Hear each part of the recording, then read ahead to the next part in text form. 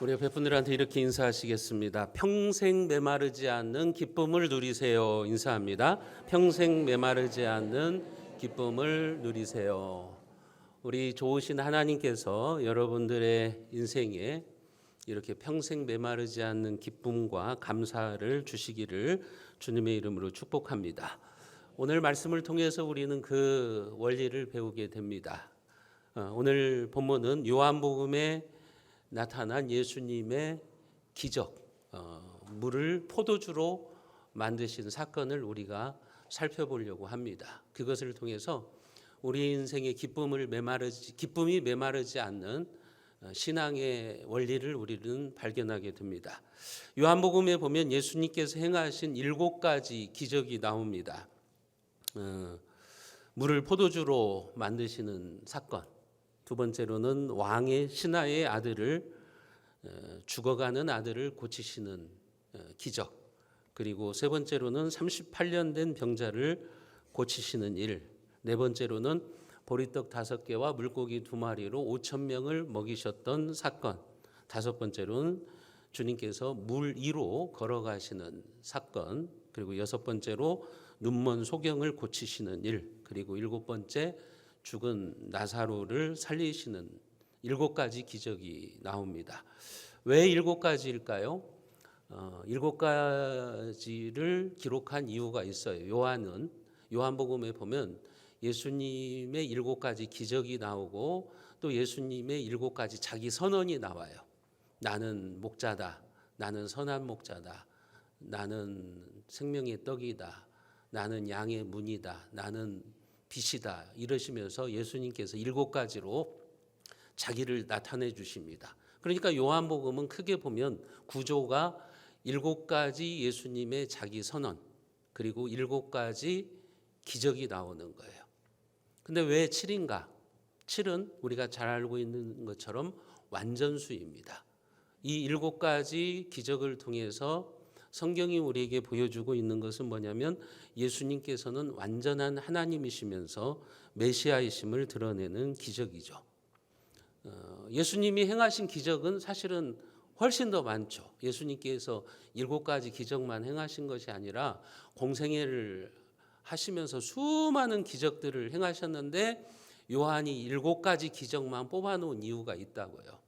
그것은 바로 예수님께서 완전한 하나님, 신적인 능력을 가지고 계시는 하나님이심을 보여주려고 그렇게 선별을 한 거라고 여러분들이 생각을 하셔야 됩니다. 예수님께서 완전한 하나님이심을 나타내는 이 기적들이기 때문에 요한복음에 보면 이런 기적들을 묘사할 때 기적이라는 단어를 쓰지 않고 표적이라는 단어를 씁니다. 영어로 말하면 miracle, 기적이라는 용어를 쓰는 게 아니라 표적, 사인이라고 하는 단어를 써요. 사인이라는 거예요. 이 기적들은 예수님이 그냥 무의미하게 행한 기적들이 아니라 예수님이 자기가 어떤 분이신가를 나타내려고 하는 사인이라는 말이에요. 그래서 표적이라는 말을 사용을 하는 거예요. 요한은 이 예수님의 7가지 기적이 사인이다.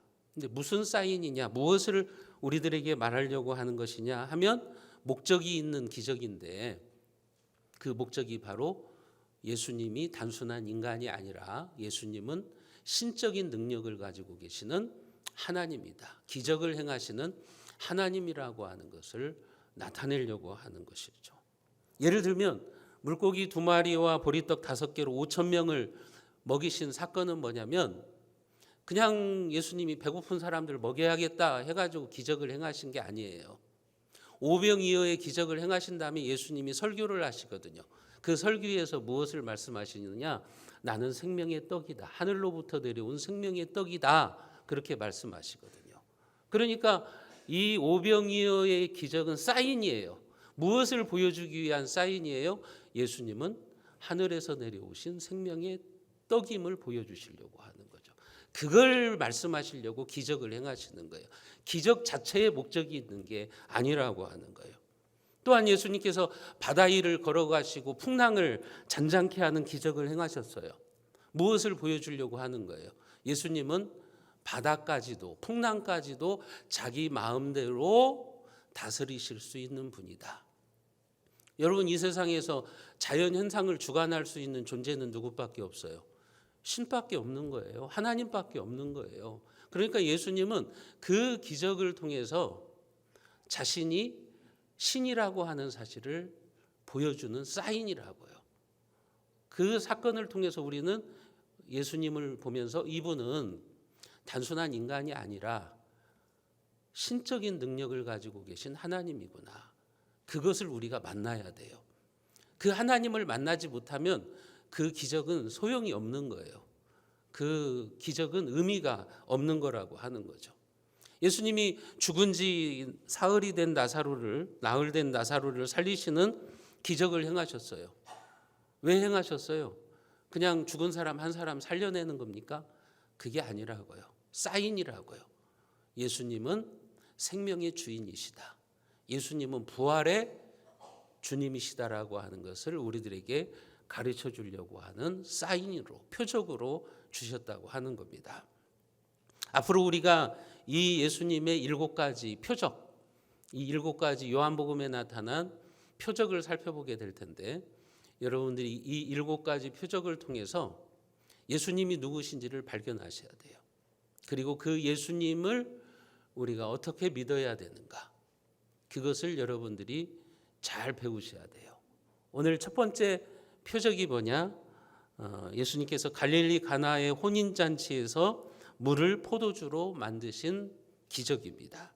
오늘 그 배경이 나오죠. 1절과 2절에 보면 사흘째 되던 날 갈릴리 가나에 혼례가 있어 예수의 어머니도 거기 계시고 예수와 그의 제자들도 혼례의 청함을 받았다. 한 번은 예수님께서 어떤 혼인잔치에 초청을 받으셨어요. 오늘 우리식으로 말하면 결혼식이죠. 결혼식에 초청을 받으셔서 제자들과 함께 그곳에 가보니까 예수님의 어머니 마리아도 분주하게 그 잔치집에서 일을 하고 있었어요. 아마 예수님의 가정의 지인이나 또는 친척이었던 것 같아요. 그러니까 마리아가 가서 그 혼인잔치에서 도와주고 있었던 것 같습니다. 그런데 그 잔치집에 심각한 문제가 발생한 거죠. 포도주가 떨어진 거예요. 큰일입니다. 잔치가 깨질 판입니다. 기쁨의 자리가 되어야 되는 혼인잔치집에 포도주가 떨어진 것은 실로 위기가 아닐 수가 없어요. 예수님 당시에 포도주는 이 잔치집에 없어서는 안 되는 거예요. 전남에 가면 잔치집에 홍어가 빠지면 안 되는 것처럼 예수님 당시에는 잔치집에 포도주가 떨어지면 안 돼요. 포도주가 반드시 있어야 돼요. 그리고 유대인들은 결혼식을 일주일 동안 진행을 합니다. 일주일 동안 결혼식을 하면서 손님들에게 음식을 대접하고 포도주를 제공하는 거예요. 그런데 잔치집에서 포도주가 떨어졌다? 그것은 큰 결례를 범하는 겁니다. 완전 망신살이 돋치는 거예요. 제가 어렸을 때 저희 집안에서 이제 가끔 잔치를 할 때 보면 할머니나 저희 어머니께서 음식이 떨어지지 않도록 신경을 쓰는 것을 봤어요. 음식이 떨어지면 안 되는 거죠, 잔치집에. 그래서 음식이 떨어지지 않도록 많이 이렇게 음식을 장만하는 것을 봤어요. 예수님 당시의 결혼식도 마찬가지예요. 예수님 당시의 이 혼인잔치에는 포도주가 떨어지면 안 되는 거예요. 그런데 포도주가 떨어졌어요. 이제 위기가 찾아온 거예요. 이 잔치집의 흥이 깨어질 판이 되어버리고 만 거예요. 여러분, 이와 마찬가지로 우리의 삶에도 혼인잔치에서 포도주가 떨어지는 것처럼 삶의 위기가 닥칠 때가 있죠. 여러분들의 삶에 건강의 위기가 찾아오기도 하고 물질적으로 손해를 볼 수도 있고 직장 생활이나 사업이 난관에 부딪힐 수도 있어요. 교회도 마찬가지죠. 여러분, 교회는 성경에 보면 잔치집이라고 말하잖아요. 요한계시록에 보면 종말에 교회를 어떻게 표현하느냐? 혼인잔치집에 표현한다고요. 그러니까 이 지금 혼인잔치집에 포도주가 떨어졌다는 것은 기쁘고 즐겁고 행복해야 되는 신앙생활에 기쁨이 사라진 거예요. 즐거움이 사라진 거예요. 감사가 사라진 거예요. 때로 향기가 다 빠져나가고 쓴맛만 남아있는 포도주처럼 인생의 쓴맛을 느껴질 때가 있다고 하는 거예요. 지금 여기 앉아있는 여러분들 중에도 기쁨의 포도주가 바닥난 가정이 있을 거예요.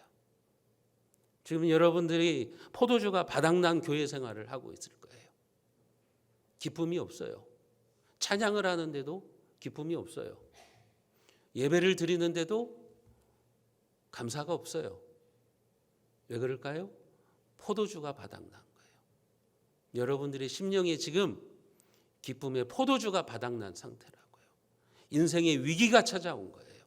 신앙생활에 위기가 찾아온 거예요. 여러분, 그때 여러분들이 해야 될 일이 뭐예요? 예수님의 어머니처럼 예수님을 찾아가야 되는 거죠. 예수님의 어머니가 예수님을 찾아가서 뭐라고 말합니까? 3절에 보면 저들에게 포도주가 없다. 예수님의 어머니인 마리아는 예수님을 찾아갑니다. 그리고 말합니다. 포도주가 떨어졌구나. 마리아가 예수님께 이 상황을 말한 이유가 뭘까요? 이 상황을 예수님께서 어떻게 해주었으면 좋겠다라고 하는 그런 의미가 내포되어 있는 거예요. 포도주가 떨어졌으면 연회장한테 가든지, 그 잔치를 주관하는 연회장한테 가든지 집주인에게 가야 될 거 아니에요. 근데 마리아는 왜 예수님을 찾아온 거예요? 예수님에게 찾아와서 포도주가 떨어졌다고 왜 말하는 거예요? 마리아는 지금 이 상황을 보고서 예수님이 어떤 조치를 취해줬으면 하는 그런 생각을 가지고 있는 거예요. 그런데 이 어머니 마리아의 요청에도 불구하고 예수님께서 뭐라고 대답하십니까? 4절에 보면 나와 무슨 상관이 있나이까? 내 때가 아직 이르지 않았습니다. 이게 지금 나하고 무슨 상관이죠? 아직 내 때가 이르지 않았습니다. 그러니까 아직 예수님께서 영광을 나타내실 때가 되지 않았다고 하는 거예요. 거절이죠. 예수님의 거절이죠. 하지만 예수님의 거절에도 불구하고 마리아는 어떻게 합니까? 예수님의 거절을 듣고서 섭섭하네 하고서 마리아가 돌아가 버렸나요? 포기해 버렸나요? 그러지 않았어요. 마리아가 하인들을 불러다 놓고 뭐라고 말합니까? 너희에게 무슨 말씀을 하시든지 그대로 하라. 마리아가 하인들에게 그렇게 말하는 거예요. 예수님은 분명히 거절하셨어요. 이게 나하고 무슨 상관이죠? 아직 내 때가 아닙니다. 거절했는데 마리아는 엉뚱한 행동을 하는 거잖아요. 하인들을 불러다 놓고 하는 말이 예수님이 무슨 말씀을 하시든지 그대로 해라. 이렇게 말하는 거죠. 마리아의 이런 모습에 대해서 우리는 어떻게 이해를 해야 될까요? 트렌치라고 하는 신학자는 이렇게 이 구절을 해석했어요. 마리아는 예수님의 거절 같아 보이는 답변에 조금도 위축되지 않고 예수님의 거절 뒤에 숨겨져 있는 더 나은 답변을 읽을 수 있었다. 마리아는 전혀 불가능한 것으로 보이는 상황이었지만 불가능을 인정하지 않고 믿음을 보여주었다. 이 말을 한마디로 쉽게 말씀을 드리면 무슨 말이냐면요.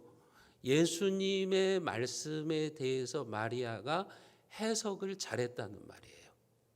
마리아는 예수님의 거절을 더 좋은 것을 주시려고 하는 믿음의 도전으로 받아들였다는 거예요. 그렇게 해석을 한 거예요.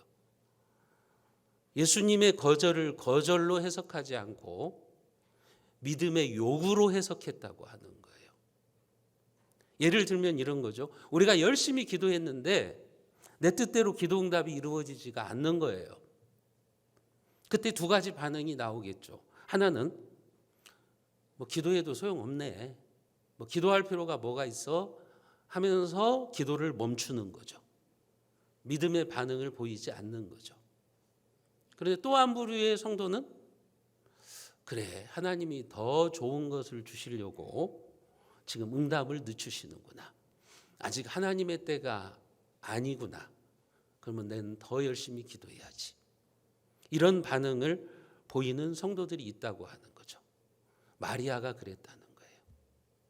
예수님의 거절을 거절로 보지 않고 그 거절 뒤에 숨겨져 있는 더 나은 답변, 더 좋은 것을 주시려고 하는 주님의 마음을 마리아는 읽어냈다고 하는 거죠. 한마디로 말하면 해석을 잘했다고 하는 말이에요. 여러분, 신앙은 해석입니다. 해석을 잘하면 인생이 즐겁고 신앙생활이 행복합니다.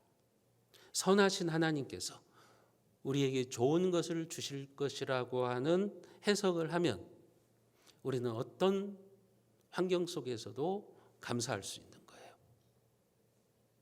여러분들이 그런 믿음의 사람들이 되시기를 축복합니다. 여러분, 설교를 듣는 것도 마찬가지죠. 해석을 잘 하셔야 돼요. 어떤 분은 설교를 들으면서 해석을 잘못해요. 그래가지고 시험에 빠져요. 예를 들면 제가 성도 여러분, 헌금 생활을 열심히 하십시오. 그렇게 설교를 하면 한 부류의 성도는 이렇게 해석을 하는 거예요. 아, 목사님이 하나님의 말씀으로 우리를 가르쳐 주시는구나. 헌금 생활 열심히 해서 하나님의 복을 받으라고 지금 설교하시는구나. 우리를 축복받게 하기 위해서 권면하고 있구나. 이렇게 해석하는 분들이 있어요. 그런데 똑같은 설교를 들었는데 한 부류의 성도는 그것을 꼬아서 들어요. 목사가 또 돈 얘기하네. 돈 얘기해가지고 헌금 거두려고 하는구만. 이렇게 해석을 해버려요. 결국은 그 성도는 어떻게 되냐? 말씀에도 순종하지 못하고 자기 신앙에도 손해를 보고 영적인 지도자와도 좋은 관계를 맺지 못하고 결국은 신앙이 무너져 버립니다. 해석을 잘 하셔야 돼요, 여러분. 원망하지 말아라, 불평하지 말아라 설교하면 어떤 성도는 그래, 내가 지금 내 심령이 기쁨이 상실돼 가지고 내가 지금 불평하고 원망하고 있구나. 감사를 회복해야지. 이렇게 해석하는가 하면 어떤 성도들은 나 들으라고 하는 설교네. 지금 나를 꾸짖는 설교를 하고 있네. 그렇게 해석을 해버려요. 그러면 그 영혼은 죽는 거죠. 신앙생활을 제대로 못하는 거죠. 여러분, 마리아는 예수님의 거절을 거절로 해석하지 않았다고요. 예수님의 그 거절 뒤에 더 나은 예수님의 답변이 기다리고 있음을 믿었다고 하는 거예요. 여러분, 만일 마리아가 예수님의 말씀을 잘못 해석해서 섭섭해서 돌아갔다면 이 혼인잔치의 흥은 깨져버리고 물이 포도주로 바뀌어지는 기적은 경험할 수 없었을 거예요. 하지만 마리아는 예수님의 대답을 자신의 믿음을 요구하는 것으로 해석을 한 거죠. 그것을 어떻게 할 수 있어요? 5절에 보면 그의 어머니가 하인들에게 이르되 너희에게 무슨 말씀을 하시든지 그대로 하라. 예수님이 어떻게 말씀하시든지 너희들은 그대로 순종해. 그대로 해. 지금 그렇게 말하고 있는 거죠. 마리아는 믿음의 반응을 보인 거예요.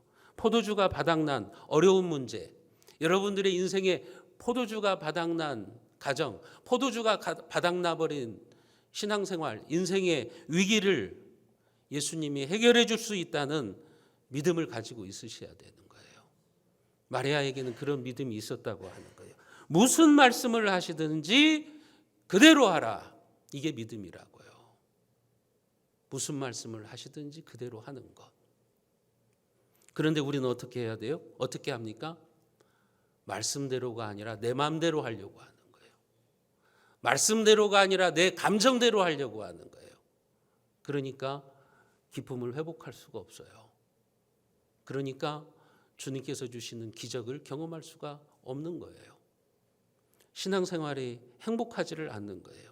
여러분들이 주님의 능력을 체험하기를 원하신다면 매사를 삐뚤게 보거나 부정적으로 바라보지 말고 믿음의 관점에서 보셔야 됩니다.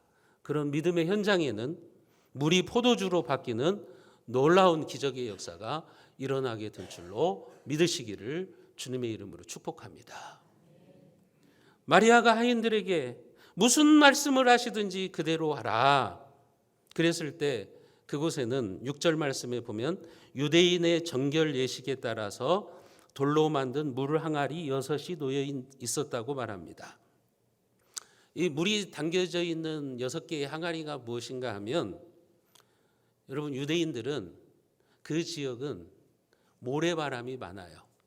먼지가 많아요. 그래서 사람들은 샌들을 신고 다니거든요.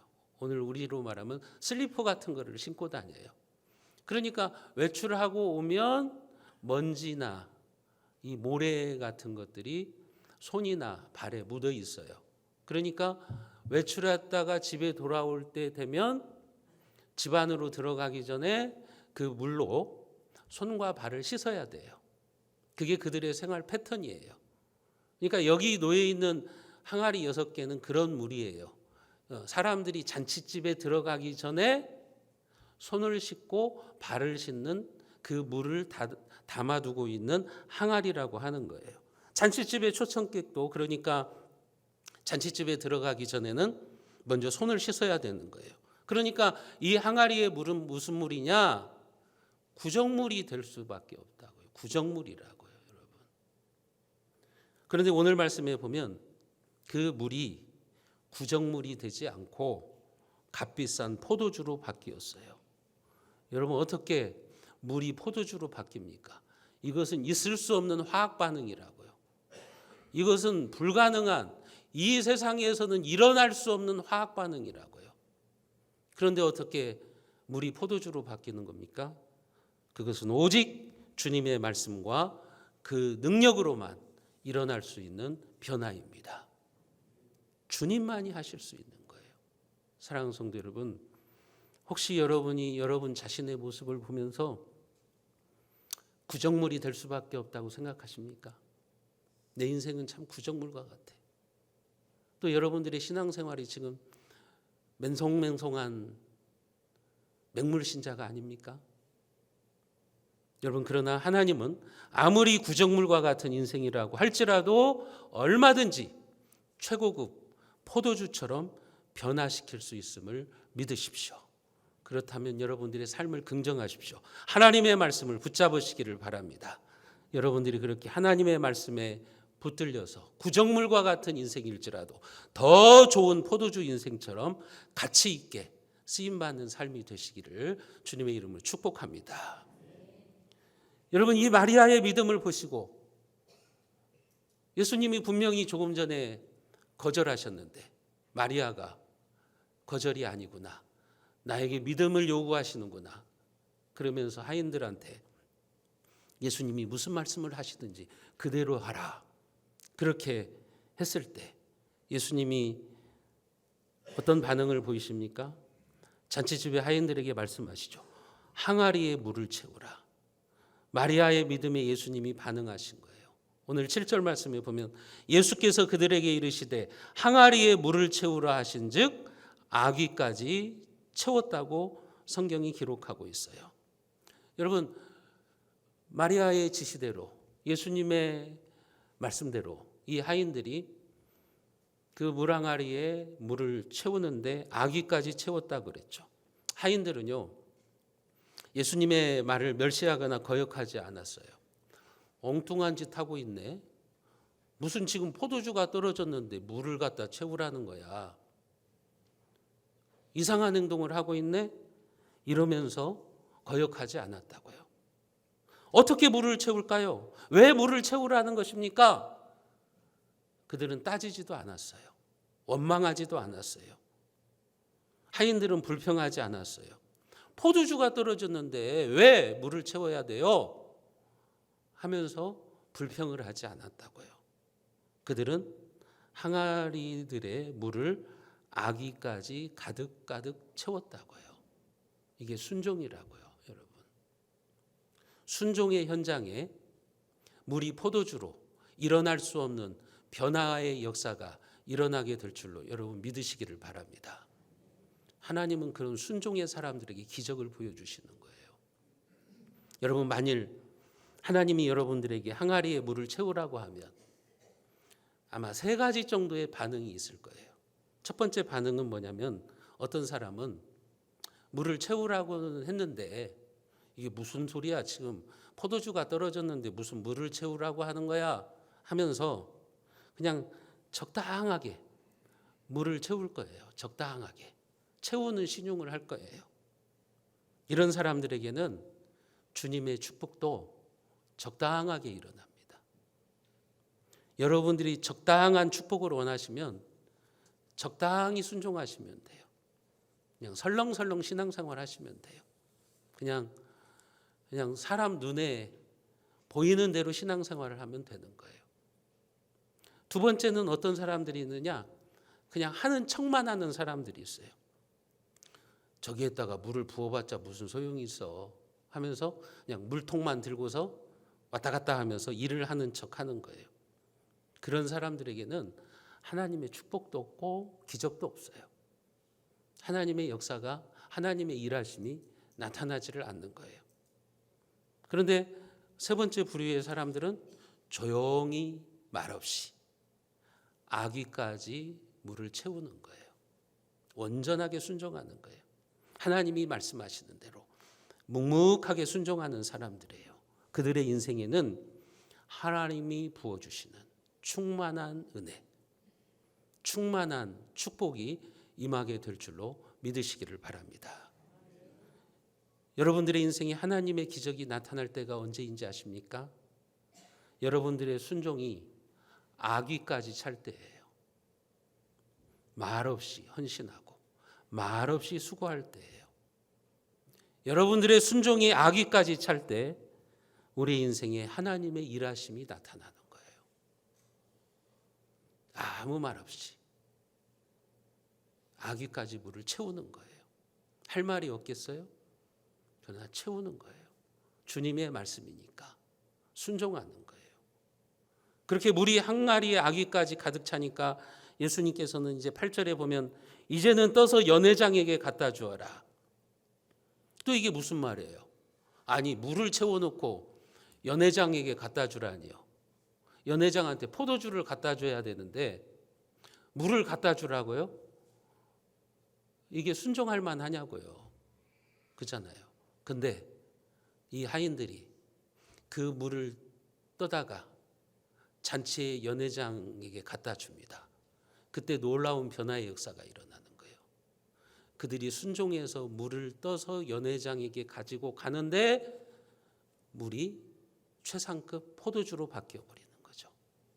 우리 9절과 10절 말씀을 같이 한번 읽어보겠습니다.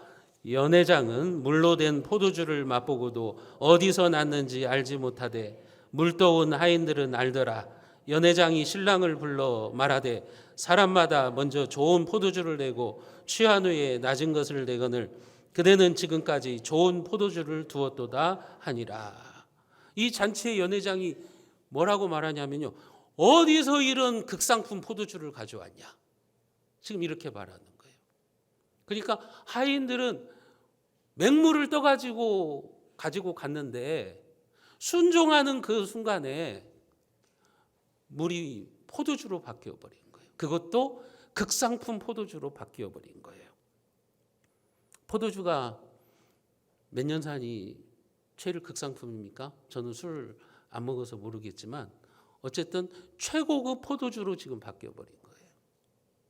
일반적으로요, 잔치집에서는요, 처음에는 좋은 포도주를 내놓아요. 그리고 이 사람들이 취하여서 간격이 둔해지면 그 다음에 이제 값싼 포도주를 내놓는 거예요. 취해서 감격이 둔해지면 이게 비싼 건지 나쁜 건지 잘 모르거든요. 술 먹으신 분들 계시죠? 여기에도 보면 여러분 술집에 가보세요. 처음에 술집에서 처음에는 좋은 양주를 가지고 나옵니다. 고급 양주를 가지고 나온다고요. 그러다가 이제 손님들이 취하면 그 다음에 이제 뭐 물 타고 아주 값싼 양주를 가지고 나오는 거예요. 제 말이 틀려요? 저 술집 안 다녀봤습니다. 그런데 그렇다고 하더라고요. 그러니까 처음에는 최고급 양주를 가져다가 먹여요. 그리고 이제 취하면 그다음 물을 타서 먹이고 돈은 엄청 비싸게 때려버리는 거예요. 그런데 지금 연회장이 말하는 거잖아요.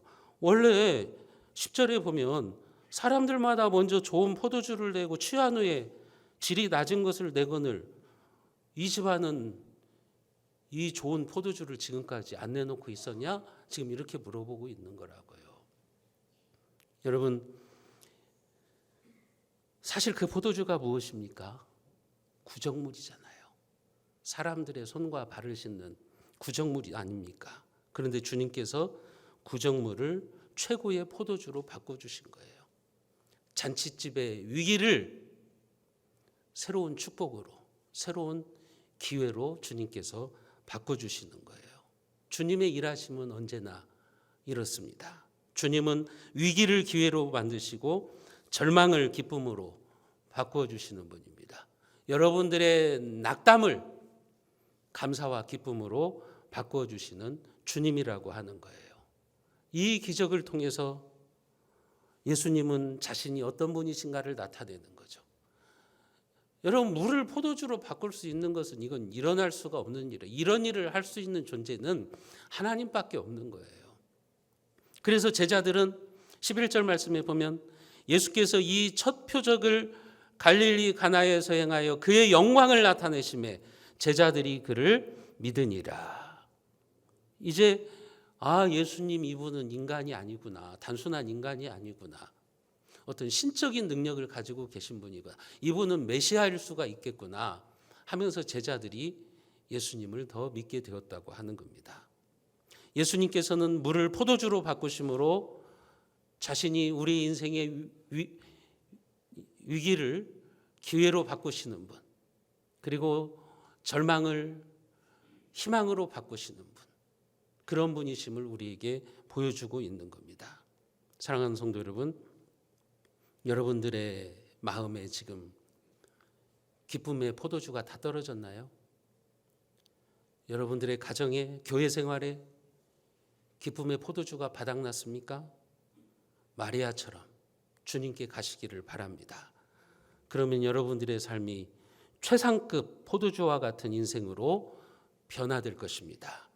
여러분들이 그렇게 가나의 혼인잔치집에 주님을 만나심으로 구정물과 같은 우리의 인생일지라도 최상급 인생으로 변화되는 기적의 주인공들이 다 되시기를 주님의 이름으로 축원드립니다.